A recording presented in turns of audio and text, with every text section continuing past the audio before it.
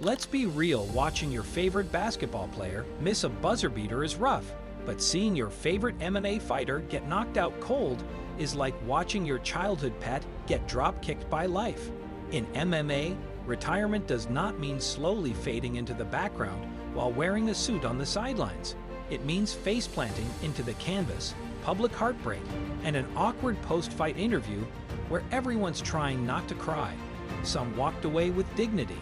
Others had it dragged out of them by father time and flying knees. These are the most emotional retirements in MMA history, from legends who couldn't catch a break to those who went out swinging. Number 10. Ben Askren. Ben Askren was that guy on the MMA sidelines, yelling, "Put me in, coach." For years, he was undefeated, talked like a future GOAT, and once wrestled a grizzly bear, probably. When he finally landed in the UFC, fans were frothing at the mouth to see him fight Georges St. Pierre or Chabib. Instead, we got a flying knee in 5 seconds. Georgi Masvidal's record-setting KO turned Askren into a gift legend for all the wrong reasons. After getting tapped out by Demian Maia, it was clear that Ben's grappling-heavy game was not aging like wine, more like milk. And just like that, the funky one retired not just from MMA, but from everything, citing a bad hip and a worse string of results. 1 minute he was undefeated, the next he was the punchline. MMA is cruel, man. Number 9. Michael Bisping. If Hollywood wrote Bisping's career, the script would have been rejected for being too cheesy. The guy grinded for years, got poked in the eye permanently, and still managed to become middleweight champ with a short-notice KO of Luke Rockhold. He even avenged his bitter loss to Dan Henderson. It was all going perfectly until it was not. Instead of retiring after his high-profile fight with GSP, Bisping took a short-notice bout in Shanghai. Just 3 weeks later, Kelvin Gastelum sent him into the shadow realm, and things got scary. His good eye started having issues. You know it's bad when your only functioning eye is compromised. That dream retirement fight in London never came, and Bisping was forced to call it a career. No victory lap, just reality punching him in the face, literally. Number 8. Ian McCall. Ian Uncle Creepy. McCall had everything: the talent, the look, and the charisma to be a star. What he did not have was luck. After a promising start in the UFC flyweight division, McCall's career unraveled thanks to injuries, mismanagement, and an actual cursed voodoo doll, probably. 6 straight fights got canceled, his health deteriorated, and yet he still tried to make a comeback. He joined Rizin, but in his debut, the ring rope cut his head open. Seriously, he came back again and got knocked out in 9 seconds by Kyoji Horiguchi. At that point, even fate was saying, "Dude, go home." McCall finally hung up the gloves, telling the world if he couldn't be the best, it just wasn't worth it. Respect. Number 7. Mirko Cro Cop.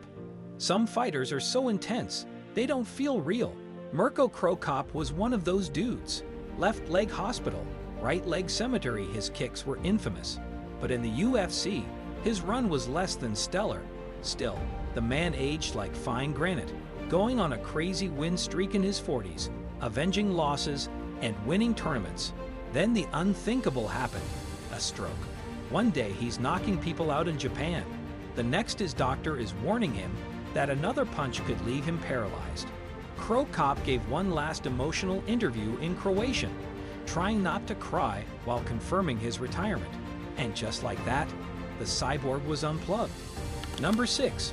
Randy Couture.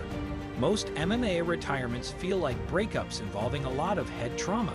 Randy Couture's, however, was more like a respectful divorce with mutual feelings. The guy was 47 years old, had nothing left to prove, and wanted one last test.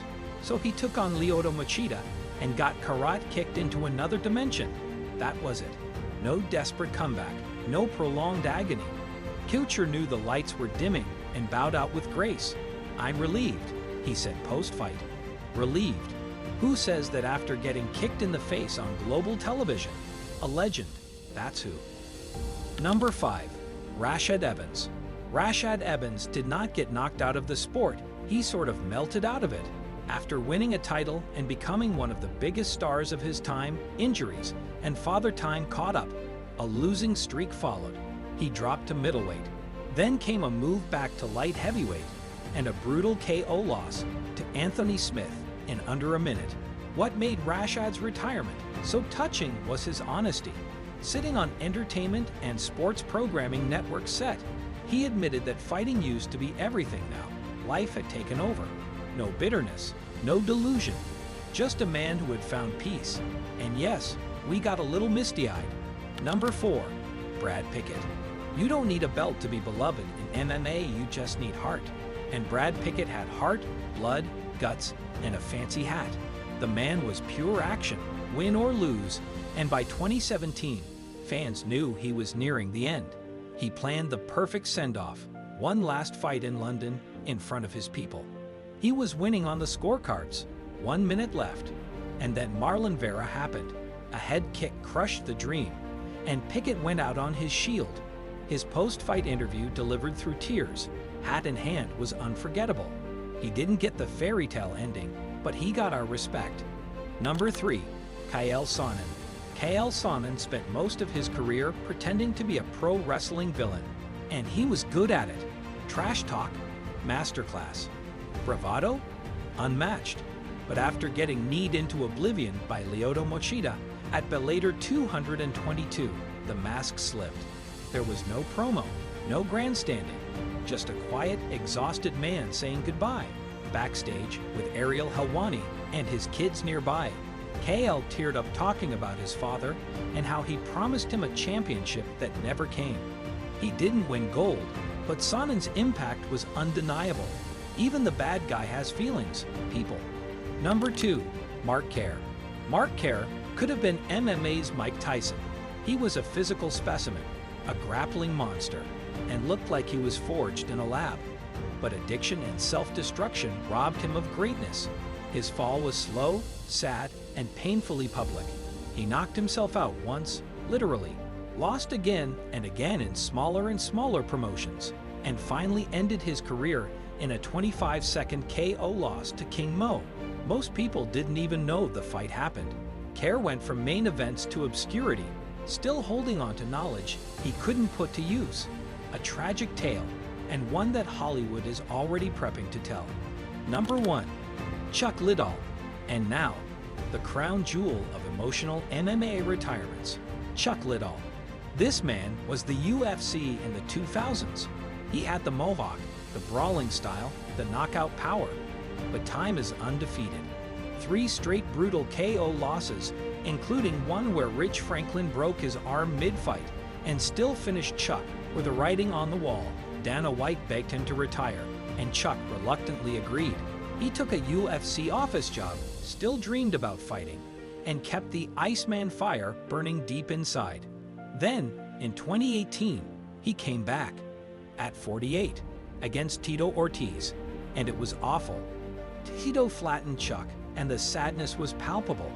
There were no cheers, no celebration, just stunned silence. Chuck retired again, for good this time, but his legend remains untouched. And yes, we are still trying to forget that comeback fight. If this walk down MMA memory lane hit you right in the feels, don't just sit there crying into your gloves. Smash that like button like it owes you a title shot.